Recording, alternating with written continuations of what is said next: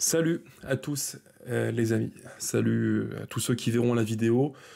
Je ne vous demanderai pas comment vous allez, ce serait je pense dans le contexte d'aujourd'hui très malvenu. Tous ceux qui aiment l'OL sont forcément comme vous, comme moi, comme nous tous, très tristes, très peinés, parce que c'est la grosse information du jour, celle qu'on n'aurait jamais pu imaginer dans un passé pas si lointain pour l'OL et qui pourtant nous fait très mal, nous sonne, nous fait très mal à la tête. L'ADNCG, suite au rendez-vous de l'OL avec ce gendarme financier du football français, l'ADNCG a donc prononcé la rétrogradation en Ligue 2 de notre club, l'Olympique Lyonnais. Cette phrase, les amis, cette phrase-là prononcée à l'instant, je n'aurais jamais pu imaginer la prononcer un jour. Je vais un peu vous dire les coulisses de la vidéo. À l'heure où je vous parle, il est 23h19. Voilà. 23h19, l'information est tombée sous les coups de, je crois, 20h, pour être très précis. Et j'ai mis, au bas mot, j'ai mis 3 heures pour allumer le téléphone, la caméra, mettre les lumières, activer le micro, parce que j'ai envie de chialer. Voilà. Je vous le dis, j'ai envie de chialer. Voilà. Comme un gosse de 5 ans, à qui on aurait pris son jouet, et qui ne comprendrait pas pourquoi on a fait ça. Pourquoi on en est arrivé là, pourquoi on a tout saccagé, pourquoi quelqu'un qui ne connaissait rien de l'histoire du club, de ce que nous sommes, pourquoi cette personne a-t-elle eu le droit de massacrer un club qu'on aime tant, parce que oui, le foot, c'est bien plus que des histoires d'investissement, c'est bien plus qu'un portefeuille d'actifs, le foot, c'est bien plus que de l'optimisation financière, le foot, c'est une question de passion, d'amour, de lien entre personnes qui défendent un même blason et les mêmes couleurs. Ce que je vous dis là, ça paraît basique. C'est un truc qu'on pourrait dire comme ça en discussion de comptoir, mais ça me paraît important et il faut le rappeler. L'OL n'est pas une plateforme de trading joueurs. L'OL n'est pas la banque d'un groupe multiclubiste comme les Eagles. L'OL est un club de foot, un club qu'on aime tous. Et derrière un club, il y a des gens qui aiment ce club, des gens qui, comme vous et moi, supportent ce club tous les jours, qui se lèvent en pensant Olympique Lyonnais, qui mangent en pensant Olympique Lyonnais, qui travaillent même en pensant Olympique Lyonnais, et qui se couchent le soir en pensant Olympique Lyonnais. On a tous en tête des rêves pour l'OL, des projections, on s'imagine un jour champion d'Europe, on s'imagine à nouveau champion de Ligue 1, et un matin, ou plutôt un soir, on se couche comme aujourd'hui, en se disant que l'OL est plus que jamais proche du précipice, proche de la Ligue 2, le calvaire n'en finit plus, ça fait maintenant 2 ans et demi qu'il dure, on pensait avoir touché le fond avec les sanctions des NCG, le fond, on n'avait pas encore touché, aujourd'hui on y est, l'OL est donc officiellement en Ligue 2. Alors oui, on pourra évidemment parler d'un appel que pourrait entreprendre l'OL auprès des différentes instances compétentes, qui peut-être dans un monde idéal pourrait revoir le jugement de la DNCG, je n'y crois pas, je vous le dis direct et d'emblée les amis, je n'ai aucun espoir là-dessus, mais bon Dieu, si vraiment on a le recul sur les événements, on est coupable, on est tous collectivement fautifs. Alors, je vais pas taper sur les uns, les autres, c'est pas le supporter ici qu'il faut incriminer, ce sont ceux qui ont acheté l'OL, qui en ont fait n'importe quoi, et qui l'ont massacré. Mais on a tous vu le mur se profiler à vitesse grand V. Il y a eu tellement de fois où, à mon tout petit niveau, ou d'autres sur Twitter, on a pris la parole en disant « Attention, il y a un énorme danger qui se profile ». Et je pense à des gens qui ont été moqués parce qu'ils ont fait des schémas, des explications. À l'époque, ils paraissaient être les fous des réseaux, les fous de Twitter, qui osaient parler de chiffres, qui osaient lire les rapports financiers d'Eagle et de l'Olympique Lyonnais. Mon Dieu, quel sacrilège! Ils ont osé lire et dire la vérité. Aujourd'hui, 2 ans et demi plus tard, on en est là, l'OL est en train de crever la gueule ouverte. Et certains ont accepté ça, même pire, ils ont cautionné. On est collectivement responsables d'avoir accepté durant trop longtemps les agissements d'une personne qui ne connaît en rien l'Olympique Lyonnais et qui n'aime en rien et qui n'a jamais aimé, qui n'aimera jamais ce club. Voilà, c'est ça le constat. Nous sommes fautifs. Textor a coulé l'OL, d'autres avant lui ont contribué en effet à le dégrader, il faut le dire évidemment, mais lui, il l'a flingué.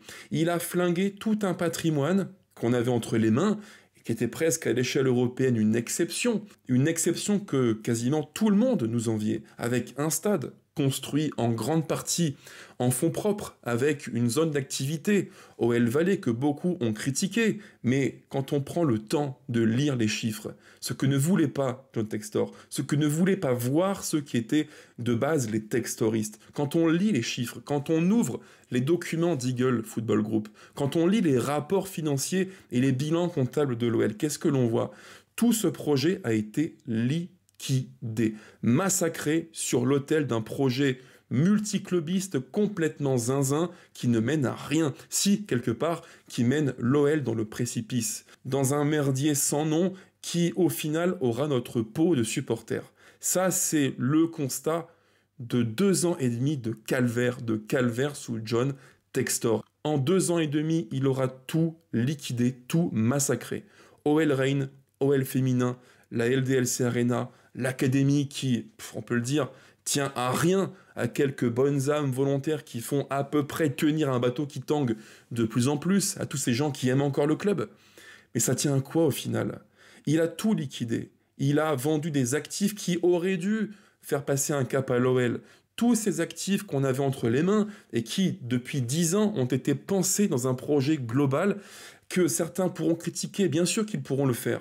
Certains diront oui, mais JMA a légué à Textor un club hyper endetté, avec une dette qu'il était compliqué d'assumer. Bah non, non. Si on est purement objectif, on peut critiquer le projet de JMA pour l'OL de l'époque. On peut dire, voilà, il a vu trop grand, trop beau pour l'OL. Peut-être. Mais objectivement, Textor avait entre les mains un club certes endetté, mais il a bousillé le niveau d'endettement du club en liquidant des actifs. Où est passé l'argent? Où est passé l'argent de tous ces actifs, tous ces biens qui appartenaient à l'ex-OL Group, feu OL Group, désormais appelé, là encore sacrilège, Eagle Football Group, pour encore une fois nous plonger un peu plus dans un projet multiclubiste. Je pose la question, où est l'argent? En l'espace de quelques mois, la LDLC Arena, 70 millions dans les poches, en théorie, de l'OL, après déduction du crédit bail immobilier. OL féminin, OL Reign, où est passé l'argent? On parle en théorie de plus de 100 millions d'euros d'actifs qui auraient dû entrer dans les poches de l'OL. C'est passé où? Comment explique-t-on qu'en ayant, si je me fie à la doctrine, aux éléments de langage de Textor, comment explique-t-on que Textor a voulu recentrer, entre guillemets, l'activité foot autour de l'OL, alors qu'au final, on vit encore moins bien d'un point de vue financier qu'il y a maintenant 3 ans. Comment c'est possible? Moins d'actifs, plus de dettes, et un mercato sur 2 en moyenne plombé par des sanctions des NCG. Avec ce coup de grâce aujourd'hui, l'OL en Ligue 2. Comment c'est possible? Parce qu'au final, John Textor, il s'en fout de l'OL, il s'en fout complètement, il a aucune attache, son club chéri depuis maintenant tout le temps, et c'est flagrant, c'est Botafogo, l'OL c'est quoi pour lui en termes d'affect? C'est rien. A-t-on conscience que le président de l'Olympique Lyonnais, John Textor, a passé quelques jours au Brésil, au même moment où nous aurions dû avoir le plus besoin de lui, dans des moments très très intenses d'émotion, avec par exemple la perte d'une des icônes emblématiques du club. Mais il s'en fout tout ça. Il ne connaît pas l'OL et il n'a jamais aimé ce club. Il n'y connaît rien. Il n'y connaît rien. Et en fait, nous, vous et moi, on est pris entre deux logiques, entre deux feux. Une logique purement supporteriste, avec le cœur, l'amour, la passion, ce qui fait de nous des supporters qui aimons le club, et en face une logique purement d'investisseur, économique, brutal, qui vient balayer l'histoire, l'identité, le patrimoine d'un club, parce qu'il faut faire du chiffre. John Textor nous a imposé un mariage forcé avec Eagle, avec le projet multiclubiste Eagle. Mais au final, dans ce mariage, c'est qui le cocu de l'affaire? Qui est celui qui a laissé le plus de plumes pour au final quasiment rien? Rien de mieux qu'il y a 3 ans en tout cas, c'est l'OL. L'OL c'est le grand perdant d'un mariage où on a pompé tout le fric d'un club qui avait un écosystème plutôt bien pensé bien construit pour alimenter des délires mégalomanes d'un projet multiclubiste qui ne mène à rien si ce n'est au chaos dans lequel nous plonge John Textor. Et bien sûr, comme depuis maintenant plus de 2 ans, certains se cacheront encore une fois, une énième fois, derrière l'excuse de la DNCG. La DNCG nous veut du mal, il y a un complot anti-OL, on en veut à Textor, il y a presque une forme de racisme anti-Textor, anti-américain. Bah voyons, comme par hasard. En fait, ce serait la DNCG qui n'aurait pas compris Textor et pas l'inverse.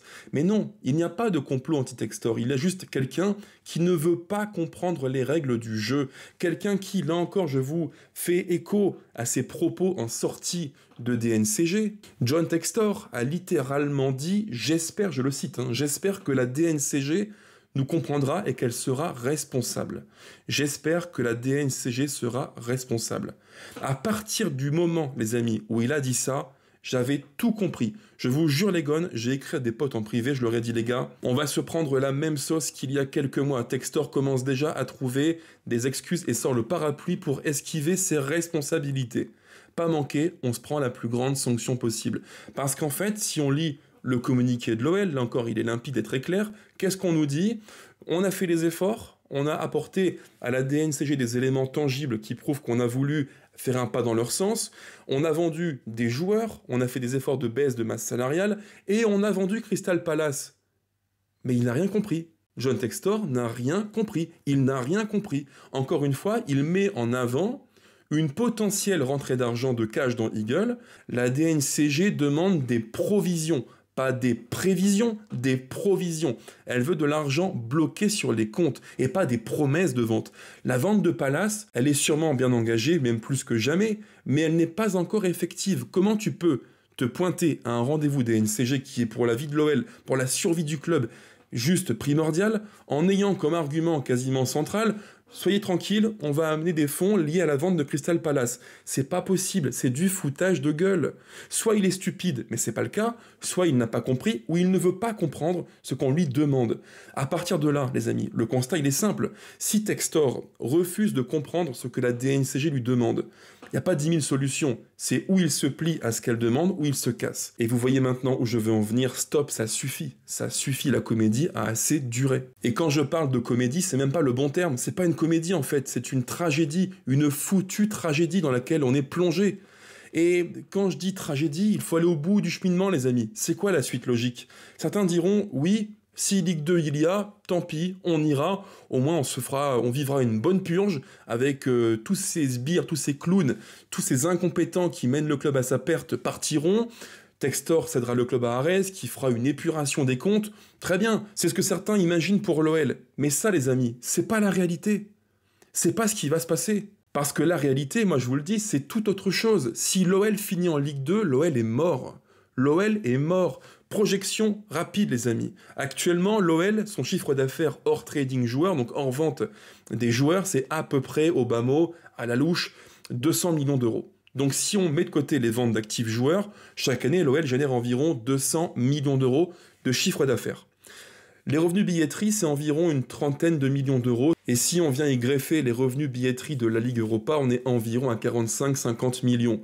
Ça, les amis, on fait un calcul tout simple.